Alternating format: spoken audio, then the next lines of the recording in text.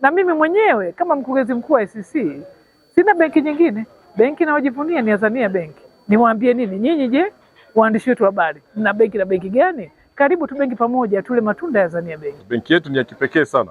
Kwanza ni benki ya wazao.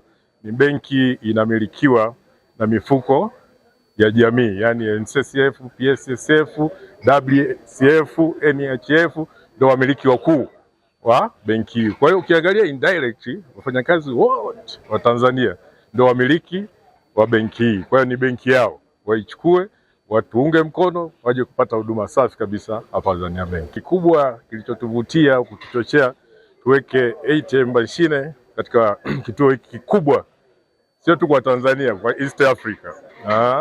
Tunaamini na nyewe, nafikiri waandishi mnajua, hapa kuna mikutano mbalimbali ya kimataifa, tuna wageni wanakuja mbalimbali wa kimataifa. Kwa hiyo wanapofika hapa watapata huduma za ATM kwa urahisi zaidi. Mimi naitwa Christina Mwakatobe, ndo mkurugenzi mkuu wa AICC.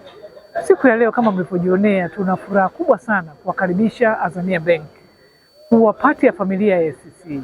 Kama mnavyofahamu, AICC shughuli zetu ni kuhost mikutano ya ndani na ya nje ya nchi, na mara nyingi tumekuwa na changamoto kubwa sana katika kuhakikisha kwamba basi wageni wanaokuja wanaweza wakapata fedha za Kitanzania kiurahisi.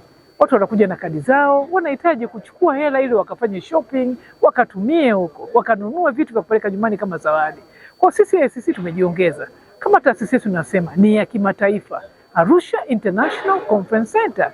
Kwa tumeamua tu kimataifa zaidi. Apart kutoka ukarabati wote tuliofanya, vivyo tumeendelea kuimprove huduma ambazo tunazitoa kwa wageni wetu. Kama mnavyojionea, sasa tuko ISO certified. Lakini tumeona Azania tupatane nao. Azania amekuwa mwepesi sana kujinyanyua, hakujikongoja. Haraka sana alipopata wito, alipata hiyo fursa, akasema mimi na wajoin ICC, tufanye biashara pamoja, tuwakaribishe wageni pamoja, tuwasindikize pamoja. Ninawafahamu Azania, nina muda mrefu na Azania zaidi ya miaka kama 10. Wamekuwa wakitukopesha, wakitusaidia kwenye maisha ya kuboresha, kuendesha miradi yetu, kutukuza kiuchumi pia.